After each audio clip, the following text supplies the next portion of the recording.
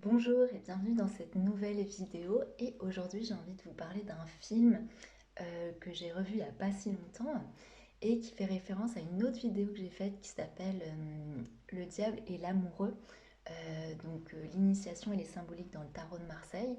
Et en fait le film La plage résume et met en image ces deux mouvements, ces deux archétypes du tarot. Alors, La plage, c'est un film de Danny Boyle qui est sorti en 2000. Et en fait, c'est un film qui est adapté d'un livre d'Alex Garland qui date de 96. Donc, entre le film et le livre, il y a quelques petites différences. Dedans, le personnage principal dans le film, il vient des États-Unis pour arriver en Thaïlande, alors que dans la version originale du livre, c'est un personnage qui vient d'Angleterre et qui arrive en Thaïlande. Donc voilà, ça c'est pour le début, les petites notions différentes.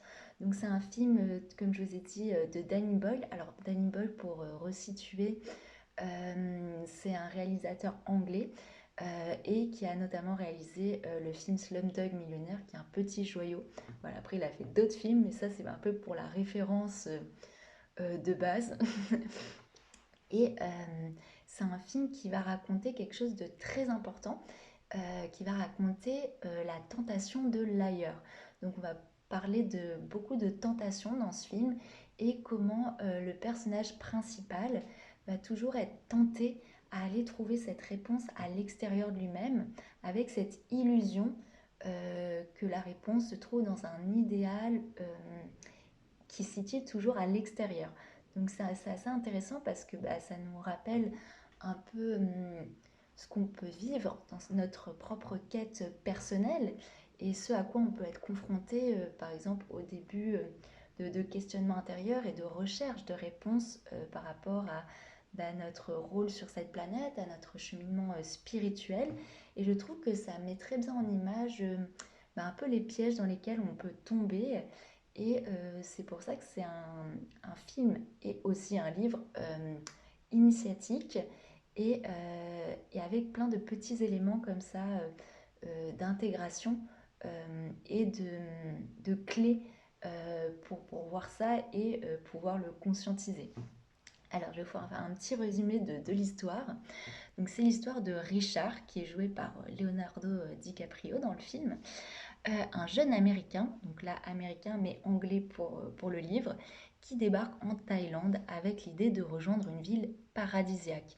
Il déchante rapidement face au tourisme de masse et au comportement d'occidentaux en quête de sensations fortes.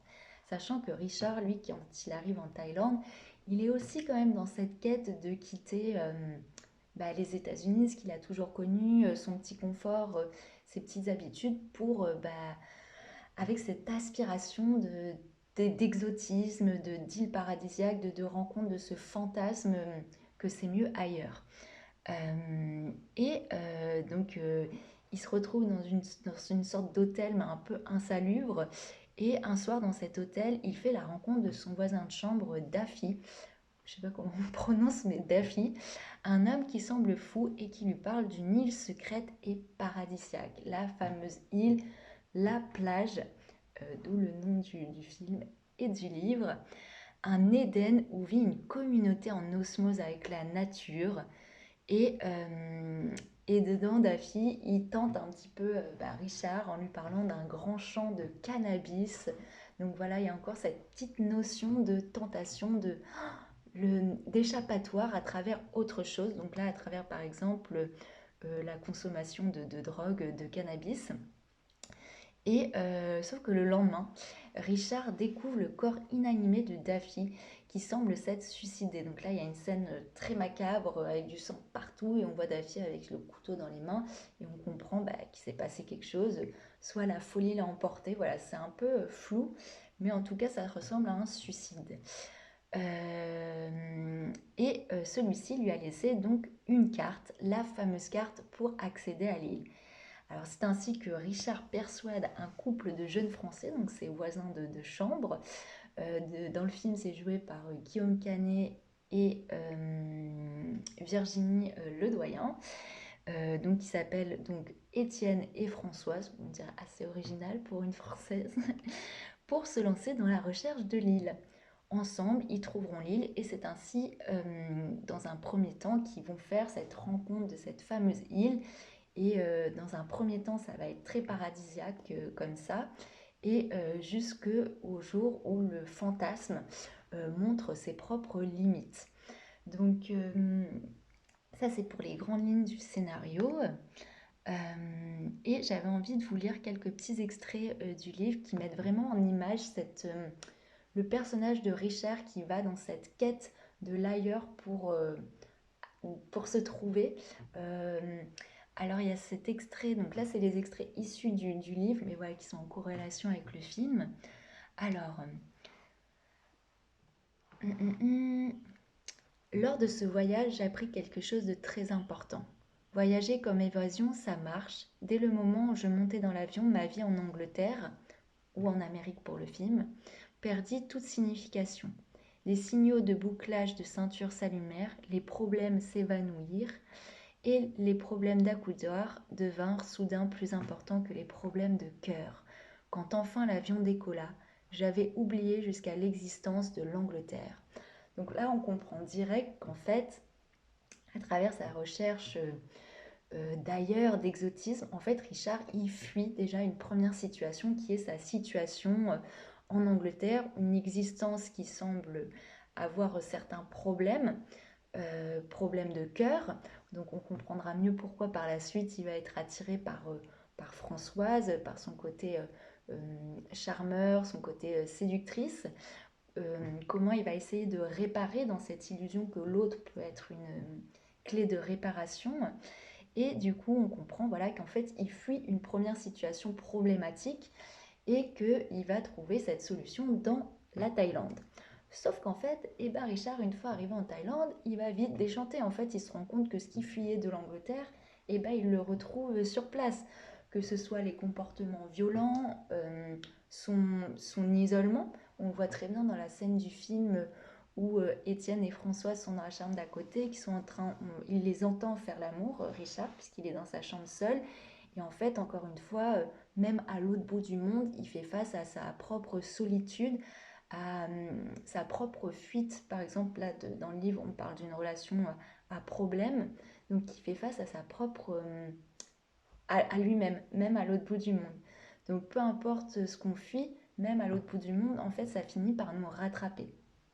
Euh, et après, donc, par la suite, quand on lui parle de cette fameuse île paradisiaque, il se dit ah, bah en fait, c'est là où je dois aller. Donc il sent comme ça un nouvel appel de se dire mais en fait, la solution, elle est dans cette île parce que là-bas, je serai en paix, je serai plus en lien avec les problèmes euh, de, de- qu'il retrouve dans ce pays. Et donc, c'est comme ça qu'il fait le choix d'aller vers l'île. Sauf que bah, une fois qu'il va aller sur l'île, il va y avoir cette premier effet incroyable de paradis terrestre ici.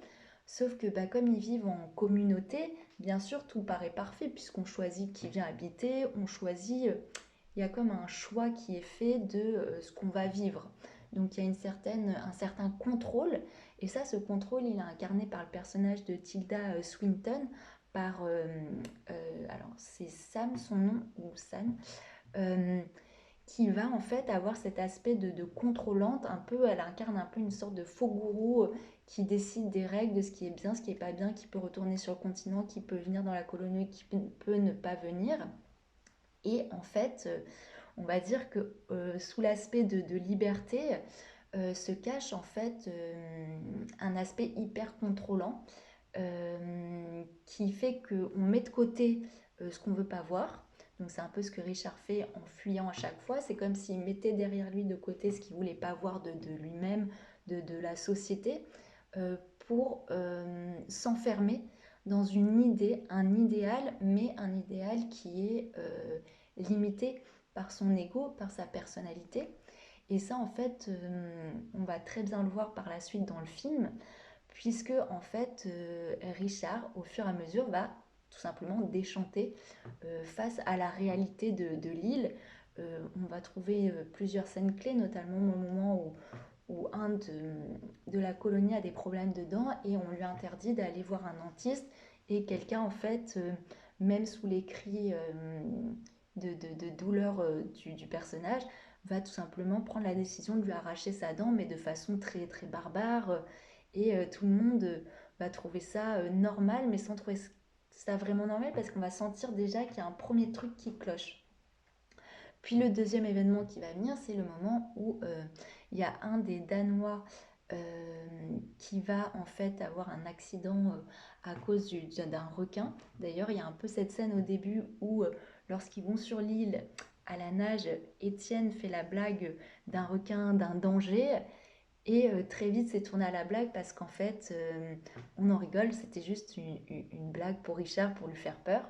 Sauf qu'en fait, cette petite blague anodine, ce qui semblait être de l'amusement au départ, devient une réalité par la suite.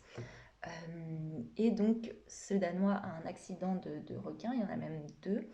Il y en a un qui va mourir et l'autre qui va être porté mourant avec une blessure assez grave. Sauf qu'on là encore, on va lui interdire de retourner sur le territoire pour être guéri par peur en fait que la colonie soit découverte et que du coup euh, on vienne altérer leur mode de vie ou qu'il y ait d'autres personnes qui viennent. Et donc là, ça va être le deuxième moment un peu déclencheur qui va nous aider à prendre conscience qu'en fait, il y a vraiment un truc qui cloche, que, euh, que c'est plus une utopie contrôlante, contrôlée, aseptisée. Et en fait, il y a un événement aussi par la suite qui va permettre de mieux comprendre ce qui est en train de se passer. C'est lorsque Richard avait donné la carte avant de partir sur l'île à un autre groupe et que ce groupe va se ramener et que là, Sam va lui dire, ben non, on ne peut pas laisser d'autres personnes venir découvrir la carte. On a fait un pacte avec les agriculteurs qui ont une exploitation de cannabis et nous, on ne peut pas laisser passer d'autres personnes. Donc là, en fait, elle demande à Richard de s'occuper de ce cas-là et il va se trouver isolé de la communauté. Et dans cet isolement, en fait, il va faire face à lui-même, face à sa propre folie.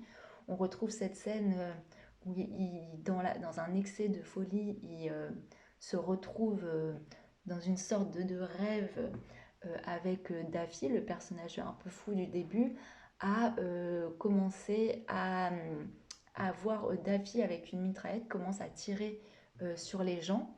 Et en fait, cette folie-là, cette folie qui fuyait depuis le début, en fait, cette violence-là, il la retrouve en lui-même. Donc ça, je trouve ça assez fort et symbolique parce que ce qui fuit depuis le départ en Angleterre, ce qu'il voit chez les autres et qui l'oppresse et qui retrouve après en Thaïlande à travers des comportements que lui juge négatifs, et ben en fait ils existent déjà en lui. Et le fait de fuir, au début, l'empêche de voir que c'est en lui.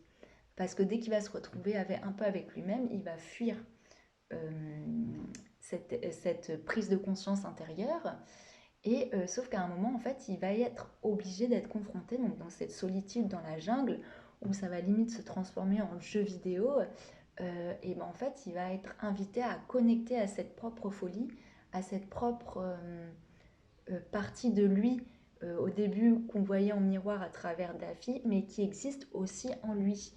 Et en fait, c'est comme un peu ce moment où on est confronté dans notre chemin d'éveil à nos propres ombres, ce qu'on pointe chez les autres comme mauvais, négatif, et ce qu'on peut retrouver aussi par exemple sur son chemin d'éveil, c'est qu'à un moment on se croit éveillé et du coup on va juger le comportement des autres, donc on va se cloisonner dans une certaine idée de la spiritualité, se cloisonner avec des personnes qui pensent comme nous, tout en pointant le comportement des autres, mais en oubliant que on fait partie d'un vaste plan et que c'est pas en s'enfermant et en faisant l'autruche sur la réalité de ce qui se passe qu'on va pouvoir évoluer parce que de toute façon au bout d'un moment ça va nous rattraper et on va être invité tout simplement à le voir, à l'accueillir pour le transcender.